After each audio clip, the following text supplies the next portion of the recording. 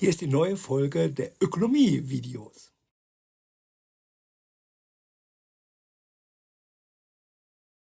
It really feels like the world is being reshaped right before our eyes, doesn't it?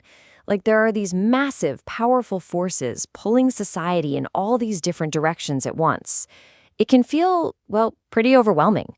But understanding these forces, that's the key to understanding our future. And if you're feeling like the pace of change is just accelerating like crazy, you're not imagining things. It is accelerating, and it's driven by a handful of really powerful global shifts. So in this explainer, we're going to break down the 6 huge interconnected megatrends that are really defining our era. All right, here's our game plan. First, we'll outline the 6 major forces at play. Then we're going to dive into how they all connect, from the pressures on our planet and our population to the economic engines of globalization and debt, and of course, the huge social challenge of inequality. You'll see how it all builds to one absolutely crucial question. How in the world do we pay for the future these trends are creating? So what are these big forces? The best way to think about them isn't as separate issues, but more like tectonic plates. They're literally shifting right under our feet. And they interact, they collide, and they are actively creating the landscape of our future right now. So here they are, the big 6. We've got human-caused climate change. We've got a massive demographic shift. Then there's the push and pull of globalization, skyrocketing debt, this pervasive digitization of everything, and finally, rising inequality. The key thing to remember, and we're going to keep coming back to this, is that none of these exist in a vacuum. They all feed into one another. Let's start with 2 of the most foundational pressures. These are the big ones. First, our changing planet, and second, our changing population. You can think of them as forming the bedrock of pretty much all the other challenges we face. The really surprising thing about climate change is that it's not some new idea. Scientists were literally running the numbers on this way back in the 1890s. But what is new and what's changed everything is the shift from theory to action. We have now moved into an era of binding agreements and national policies that are designed to fundamentally reshape our entire energy system. After all the science, all the debate, all the politics, it all boils down to this one number, 1.5 degrees. That single number now drives global policy, and hitting that target demands a massive, and I mean massively expensive transformation of our entire economy. And here's where it gets really tricky. This is the core dilemma. Even as we're trying to transition away from fossil fuels, our overall energy dependency is actually projected to increase. Building a whole new green infrastructure, we're talking renewables, grids, maybe even nuclear, is going to cost trillions. And that bill, it's going to land mostly on the taxpayer. So that raises the next logical question, right? If the state has to pay for this completely unprecedented transformation, who makes up the state? Who are the actual workers and taxpayers that are going to fund this future? Which brings us right to our second megatrend. Okay, so let's talk demographics. Just look at this chart showing the population bulge in Europe's biggest economies. See the pattern? The largest group of people is already in their late 40s and early 50s. What that means is we're heading straight for a future with a shrinking workforce and a rapidly growing number of retirees. This quote from Japan, which is another one of the world's most rapidly aging societies, it just brings the data to life. This isn't just some abstract economic problem about pensions. No, it's a deeply human story about rising healthcare needs, the immense cost of taking care of the elderly, and the very personal challenges that millions of people are going to face. Okay, let's shift gears. Now we're going to look at the economic machinery that has shaped the last 40 years or so.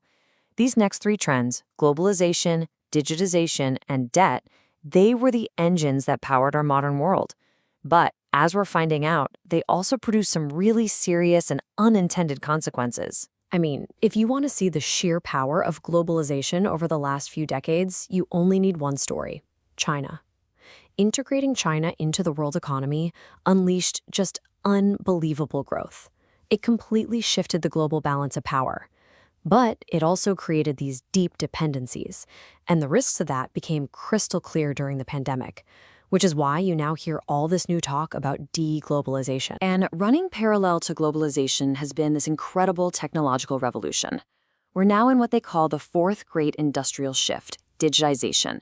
And this isn't just about your smartphone. It's about smart, networked machines that are transforming everything from the factory floor to high finance. This deep, pervasive connectivity is rewriting the very rules of our economy. And as we're about to see, it plays a huge role in who wins and who loses. So, how did we pay for all this growth and change? Well, for decades, the global economy has been fueled by cheap debt. This was all basically propped up by a concept that came to be known as the Greenspan put. It was this belief, this assumption, that no matter what went wrong, central banks would always step in, cut interest rates, and open up the money taps to save the markets. And this policy, well, it had some major consequences. It encouraged riskier and riskier financial behavior. It allowed governments and companies to just pile on record levels of debt. And it created this weird economy where totally unproductive zombie companies could survive on cheap loans, which really dragged down overall economic productivity. So what happens when you mix all these powerful economic forces together? What's the social result? Well, that brings us to our sixth and final megatrend, the great widening of inequality. And look, this widening gap isn't some recent blip. Thanks to the groundbreaking research by economists like Thomas Piketty, we know this has been happening for decades. Across the Western world, the gap between the haves and the have-nots has been steadily growing since the 1970s, and it's fundamentally changing our social fabric. Okay, let's bring it all together. A warming planet, an aging population, a globalized, digitized economy that's basically drowning in debt, and deep, widening inequality. See? These aren't separate problems anymore. They are colliding right now.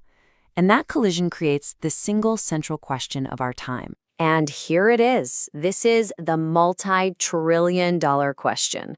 The green transition requires enormous public investment, but that investment has to be funded by a shrinking workforce from the tax base of an aging society, all while governments are already carrying record levels of debt.